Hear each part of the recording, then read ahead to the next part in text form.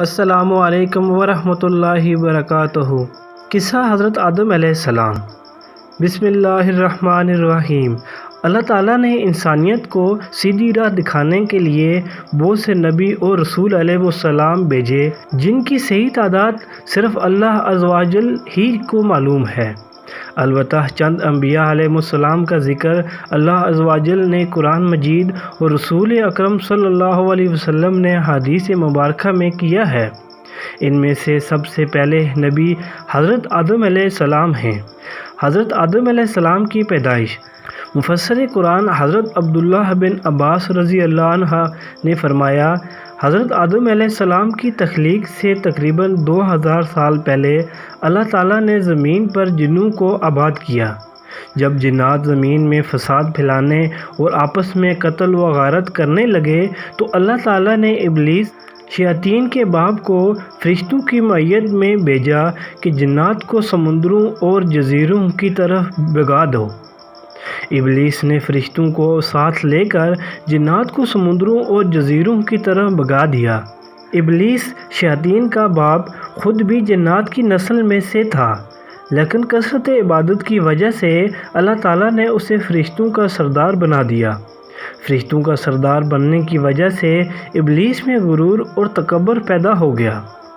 اس نے یہ سمجھا کہ مجھے آسمان و زمین میں اتنا بڑا مقام اس لیے ملا ہے کہ میں اللہ تعالیٰ کے نزدیک تمام مخلوقات سے افضل ہوں۔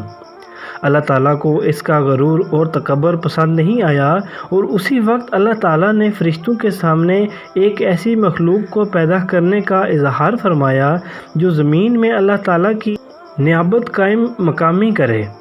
فرمان الہی ہے۔ ترجمہ: اے پیغمبر صلی اللہ علیہ وسلم، وہ وقت یاد کیجئے جب آپ کے رب نے فرشتوں سے کہا کہ میں زمین میں اپنا کوئی خلیفہ نائب بنانے والا ہوں۔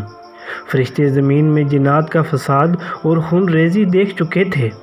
فرشتوں نے حکم معلوم کرنے کے لیے کہا، اے اللہ، کیا آپ زمین میں ایسی مخلوق کو اپنا نائب بنانا چاہتے ہیں جو زمین میں فساد پھیلائے اور خون ریزی کرے، جبکہ ہم آپ کی حمد کے ساتھ تسبیح اور پاکیزگی بیان کرتے ہیں؟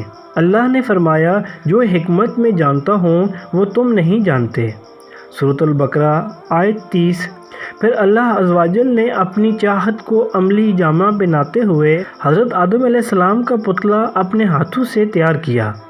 فرمان الہی ہے۔ ترجمہ: اللہ نے فرمایا، اے ابلیس، جسے آدم علیہ السلام کو میں نے اپنے ہاتھوں سے پیدا کیا ہے، اسے سجدہ کرنے سے تجھے کس چیز نے روکا؟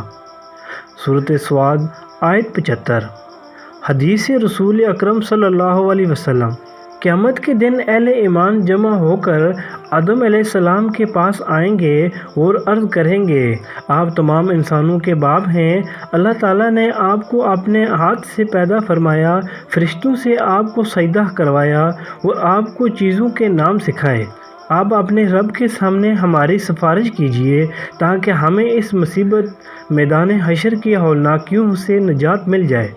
آپ علیہ السلام فرمائیں گے، آج اللہ تعالیٰ بہت غصے میں ہیں، آج سے پہلے کبھی اتنے غصے میں نہیں آئے تھے اور نہ ہی بعد میں آئیں گے۔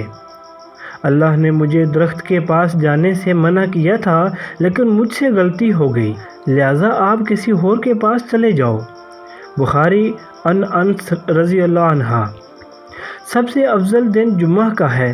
اسی دن آدم علیہ السلام کو پیدا کیا گیا، اسی دن انہیں جنت میں داخل کیا گیا، اسی دن جنت سے نکالا گیا، اسی دن قیامت قائم ہوگی۔ صحیح مسلم عن ابی ہریرہ رضی اللہ عنہ۔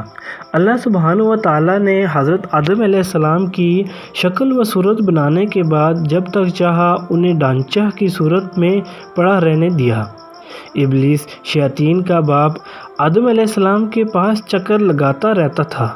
جب اس نے دیکھا کہ یہ جسم اندر سے کھوکھلا ہے تو اس نے اندازہ کر لیا کہ یہ ایسی مخلوق ہے جو اپنے نفس پر قابو نہیں رکھ سکے گی۔ صحیح مسلم عن انس رضی اللہ عنہ۔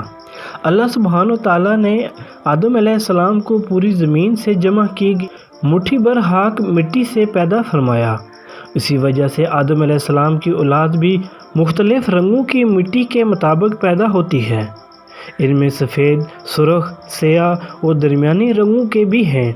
اسی طرح نیک اور بد نظم خواہ اور سخت طبیعت اور درمیانی طبیعت والے ہیں۔ اللہ تعالیٰ نے حضرت آدم علیہ السلام کو جمعہ کے دن اپنے ہاتھ سے انسانی صورت میں پیدا فرمایا تاکہ ابلیس اپنی بڑائی کا دعویٰ نہ کر سکے۔ اس کے بعد کچھ مدت تک مٹی کے بنے ہوئے ایک جسم کی صورت میں پڑا رہنے دیا۔